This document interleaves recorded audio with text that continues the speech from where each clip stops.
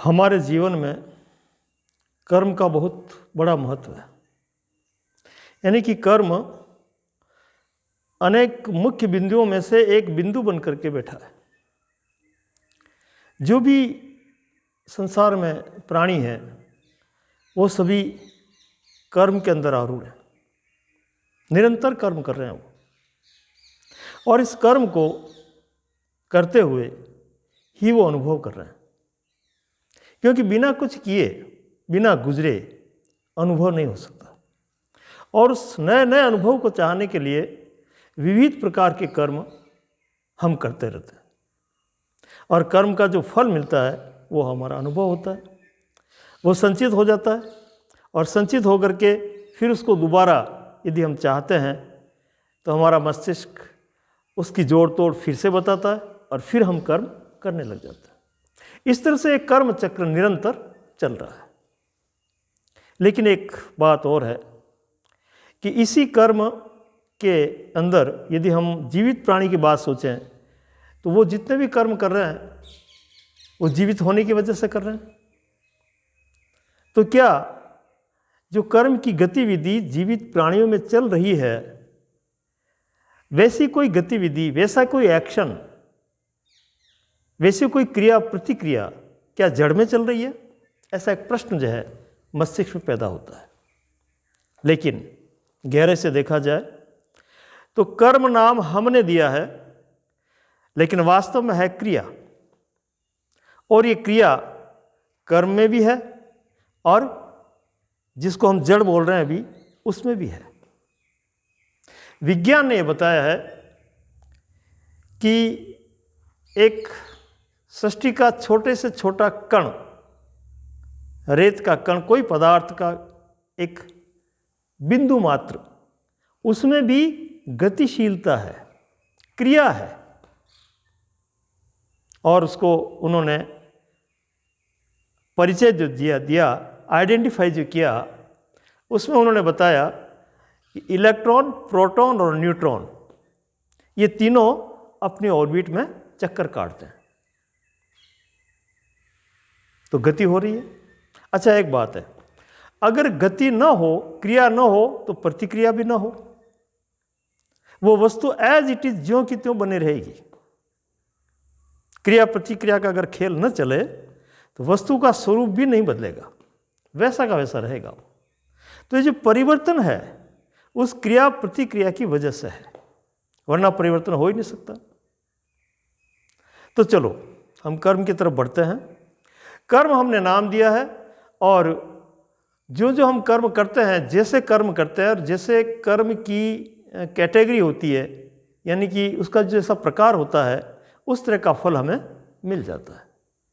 और उस फल भोग में वो हमारे लिए अनुकूल है या प्रतिकूल है, इस तरह का हम मस्तिष्क में विचार करते हैं, और फिर अनुकूल को ज़्यादा चाहते हुए उस तरफ बढ़ते हैं।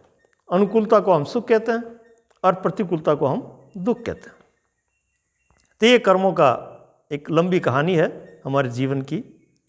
इस कर्म पर बहुत बड़ी बड़ी बातें हुई है, बड़ी बड़ी व्याख्या हुई है, बड़ा बड़ा वर्णन, गहरी खोज इस कर्म पर हुई है। कर्म को हमारे भारतीय शास्त्रों ने 3 भागों में बांटा है। पहला उन्होंने नाम दिया क्रियमाण। क्रियमाण का मतलब जो अभी वर्तमान में चल रहा है, एज इट इज, जो अभी सामने चल रहा है वो क्रियमाण है, उसको क्रियमाण कर्म कहा। एक नाम दिया संचित। संचित का मतलब जो भरा हुआ है, स्टोर्ड है, जो संग्रहित है, वो कर्म संचित कर्म। एक नाम और दिया जिसका नाम उन्होंने रखा प्रारब्ध, यानी कि जो आगे मिलने वाला है या आगे मिलेगा। तो इस कर्म की 3 कैटेगरी बना ली, और वर्तमान के कर्म को क्रियमाण कह दिया। भूतकाल में जो संचित है हमारा, उसको भूतकाल के कर्म को संचित कह दिया। और भविष्य में आने वाले जो फल हैं, जो भी हमने किया है, उसका जो परिणाम आएगा। अच्छा, कर्म के परिणाम भी देर सवेर आते हैं, उसकी गुणवत्ता को देखते हुए कोई जल्दी फल देता है, कोई देर से देता है। तो ये देखते हुए उन्होंने प्रारब्ध कहा, और प्रारब्ध का एक पर्याय शब्द जो है उन्होंने भाग्य भी कह दिया कि भाग्य में होगा सो मिलेगा। लेकिन भाग्य किसने बनाया? प्रारब्ध मिलेगा किससे? उस संचित और क्रियमाण के जोड़ से ही प्रारब्ध मिलेगा। तो कर्म फल अगर देखा जाए गहराई से तो हमारे ही हाथ में है, हमारा भाग्य हमारे हाथ में है।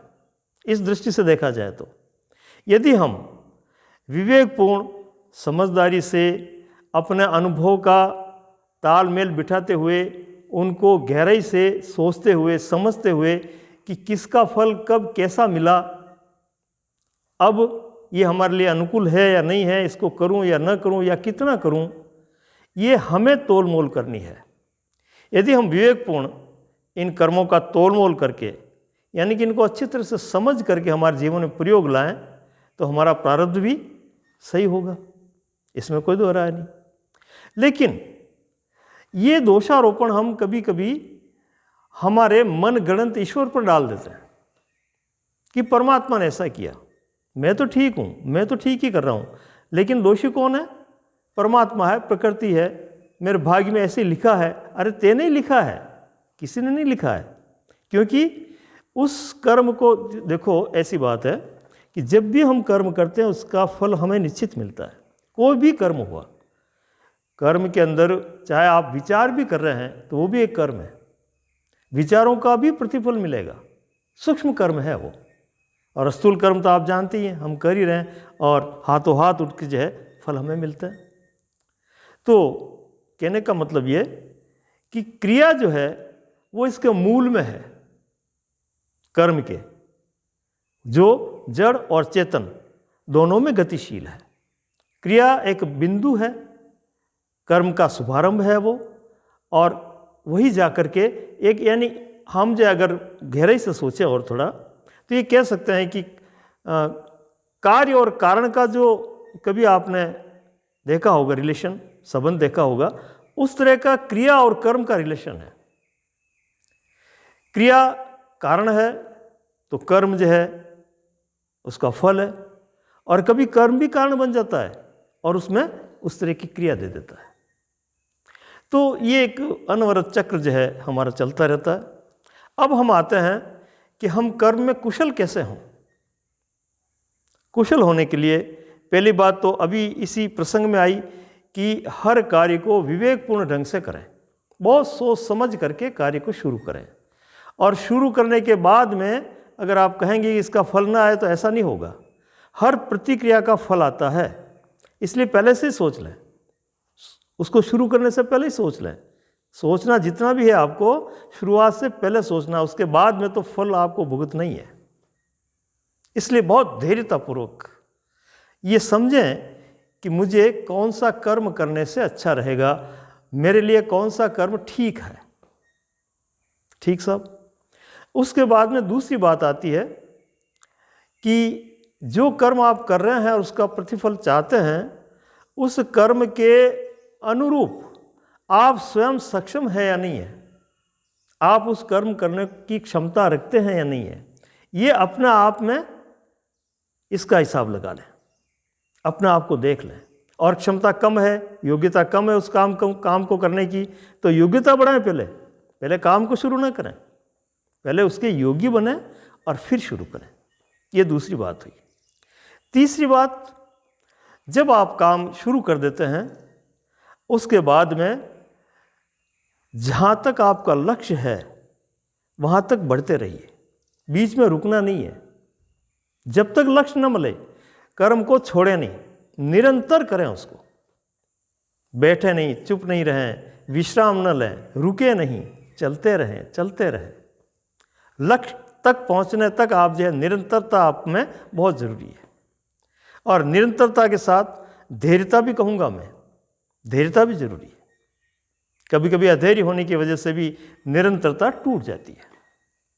चौथी बात, जब आपने शुरू कर दिया, लक्ष्य की ओर आप बढ़ने लग गए और बीच में किसी ने आकर के आपको टोंक दिया, आपको रोक दिया, दूसरी सलाह दे दी, या वहाँ से भटकाने की कोई बात कर ली, या अच्छा है या बुरा है, या ऐसा करो वैसा करो, इस तरह के सलाह देने वाले बहुत से लोग बीच में मिल जाते हैं।